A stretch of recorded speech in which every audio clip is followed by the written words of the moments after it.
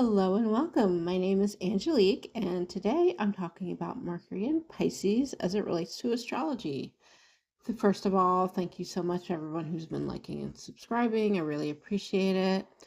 If it's your first time listening, I've been a student for over 30 years of astrology, as well as a background in psychology, mental health, and counseling. So I love to dive deep. And so I'm just using astrology to explore more about ourselves, what we can understand about our unconscious patterns or behaviors, how we relate to other people. And so astrology is a great tool, not just for prediction, but to learn about ourselves, to improve our lives, our career, our relationship, anything really, and just bring more balance into our life. So this series is going to focus on your communication style and your interests based on your placement, the Mercury placement in your natal chart. So Mercury in Pisces is a good one to end because it's um, just a very more ethereal, expansive type of energy for communication and ideas. So I'm going to try and stay on track because the Pisces energy is maybe going to make me want to be very philosophical, but we're going to try, and I'm already feeling the pull to just go off and be totally in the clouds, but we're gonna still be grounded here. So starting with Pisces, I like to just dive a little bit into the mythology, not too much.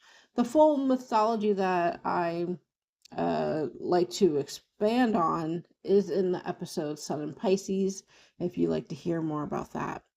But Pisces is a sign that traditionally has a ruler that is not the modern ruler. So there's kind of two rulers a little bit for Pisces, traditionally ruled by Jupiter. And modern astrology, which I practice primarily, is going to be Neptune. So there's some similarities, there's not. But since I am more of a modern astrologer, I'm going to focus more on Neptune when it relates to this communication style. So the planet Neptune that rules Pisces is known for the god Neptune. He was the ruler of the sea. So you see it a lot in SpongeBob. He goes to meet Neptune, right? So he is the ruler of the sea.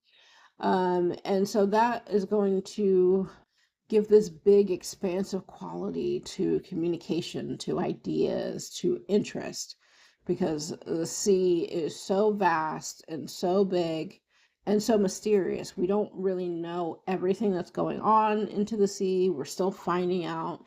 I think, don't quote me on it, but I feel like we've only really explored like 30% of the ocean or something like that. So and the stuff that we have found, we don't really know. Like, why are there octopus in there? Like, why do they look like that? That's a whole thing. Um, but so relating to the mythology, so the ruler of the sea is somebody who's going to rule over depth, intuition, but things that are hidden, things that aren't really seen, things that are more intuitive. And a lot of that is going to be philosophy, but also the creative arts, sleep, dreaming, film, photography. Those are all things that are really more based on emotion and intuition, but also not well known and not really tangible. You can't win against the sea. It's just something that humans have known for a long time. So you can't really fight it. You just have to succumb and just be okay with where the sea takes you, where the currents take you. So that communication style for Mercury and Pisces is going to have that bent where it might not be very direct, it might not be very structured. And someone who has this placement, when they communicate, they might just be going with the flow with how they communicate. The knowledge and ideas that might come out, they might not make as much sense in an earthly way.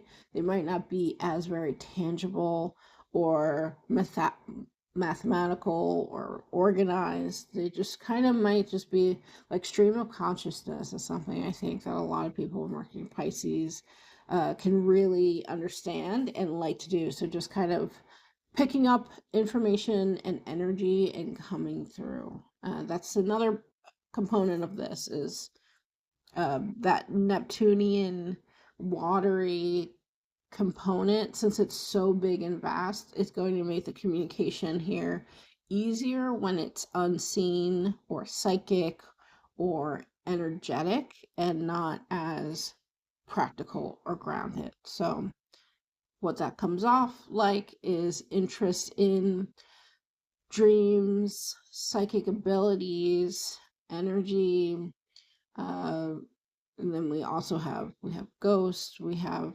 supernatural, but we also have interdimensional, anything that you're doing while you're dreaming. Um, these are going to be more avenues that align with Mercury and Pisces. So something like organizing a whole home or staying on task and organizing every day the same way, planning same, is going to be really difficult and really challenging. And so Jupiter is going to have a footnote here that it's a traditional ruler, but I still think it colors it that Jupiter, as well as being this expansive leader, world leader over borders, it also, Jupiter was a preacher, a guru, a spiritual leader. And so that's going to be another factor here with Mercury and Pisces. They might really connect with preaching, teaching, anything in the spiritual realm. So, I mean, astrology is a big one, but any kind of energy work, any healing properties, Jupiter is going to love to teach in order to help or to heal. So we see a lot of healers that have Mercury in Pisces, any kind of leader position. So when it comes to symbolism, Mercury has this air element, especially for communication and ideas and interests. There's an earth component to Mercury, but that's going to be more in the planning or organizing. So focusing on air combines with the water of Pisces is going to make elements that never really interact. And if they do, it's going to be disturbing. So I'm thinking of air really, uh, I'm thinking of like a forceful amount of air rippling through water. The water is going to be disrupted. It's not going to like look right. It's not going to be calm and peaceful. But if air is being harmonious with water, it's not really doing anything to it. So it's just kind of going around it. And both of these elements are intangible. We can't really hold on to air or water. We really also can't predict what air or water is really going to do. They both have a more fluid movement to them. But since there's nothing here that's really going to ground it or be forceful or direct, the communication style, it is going to be probably one of the more challenging placements. Some astrologers consider this a detriment and a fall. They consider us a more negative, challenging placement. I say it just really is about how you use this and understand how you communicate. So, a lot of artists have Mercury and Pisces, spiritual leaders, like I said, but also a lot of scientists, a lot of philosophers. So, this is not a bad placement. It's just working with what you feel most confident in. And someone with Mercury and Pisces are is going to be probably more comfortable in things that are abstract, things that are freeing, things that they're going to love talking about, things that don't box them in, don't have like a very strict order. Um, and that's because of that air and that water element. They kind of both like to go with the flow. They both don't like to be kind of forced in, and but water is going to be more disturbed if you are trying to move it when it's not ready. So there's a motion, a rhythmic motion with the sea, with water, especially tides. They go in and out, and so there's movement, but it is going to be a little more predictable, and we cannot control the water, just like we cannot control air. It's going to be really difficult to do. We can guide it, but we can't do a lot to it. So the communication style for someone who has Mercury and Pisces, like I said before, they can come off as maybe more introverted, maybe more shy. They can also have this quality of come off of being ungrounded, and they might be in their head more. So this can be more daydreaming. This can be more um, really focusing on the emotions day to day. These are people that are going to be highly socially intelligent, especially when it comes to the feelings of other people or how other people are maybe like coming off energetically. So these are the people that can come into a room and instantly tell what's off, can kind of already sense who's having a good time, who's not, who's maybe upset, who's angry. So these are a lot of people who can be so um, intelligent in this way that it can be kind of hard to have clear thinking because their mind is absorbing so much that's going around them, especially energetically and the emotions of other people. So, but their communication styles can come off very caring. It can be more slow. It can be softer. It can be more nurturing, but that can be a challenge when the communication does not call for a dreamy, soft, kind of nurturing bent. So, as I said before, the Jupiter energy wants to expand, the Neptune energy wants to be vast and hidden and mysterious. So, having to confront something head on with like a partner or at work or a family member can be really difficult. And this Jupiter and Neptunian energy wants to do things its own way. Um, so if they need to talk a certain way or give certain knowledge a certain way,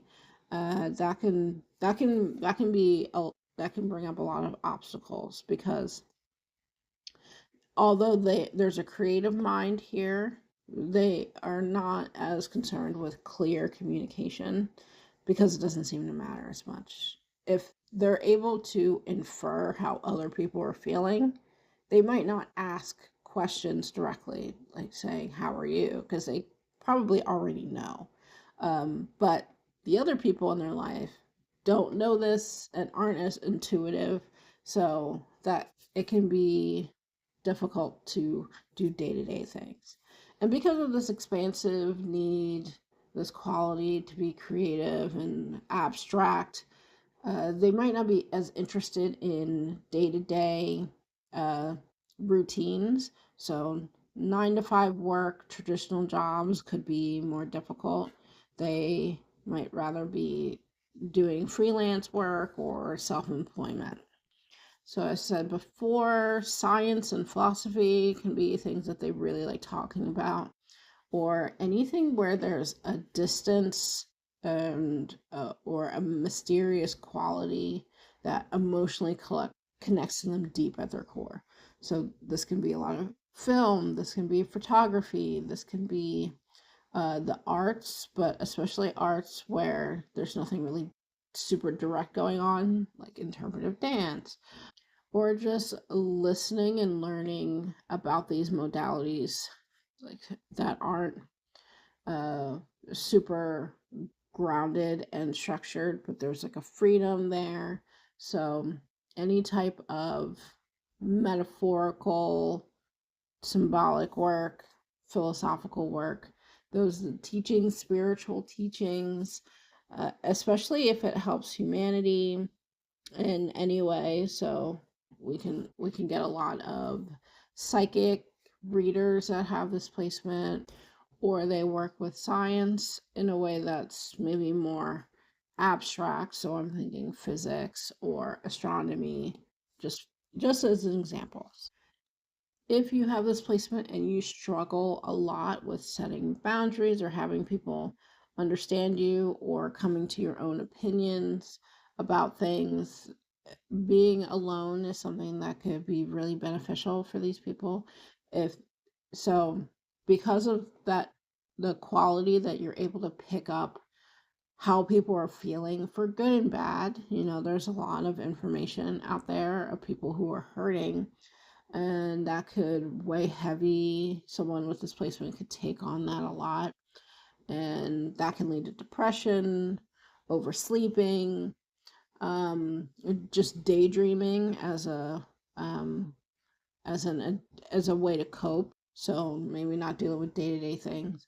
So the best thing for someone with displacement is to connect with themselves, to kind of have a space where they're able to block out a lot of other sensory um, information, other people, and they can just sit with how they think about things, what they think, and then they can arrive at a decision that makes sense for them.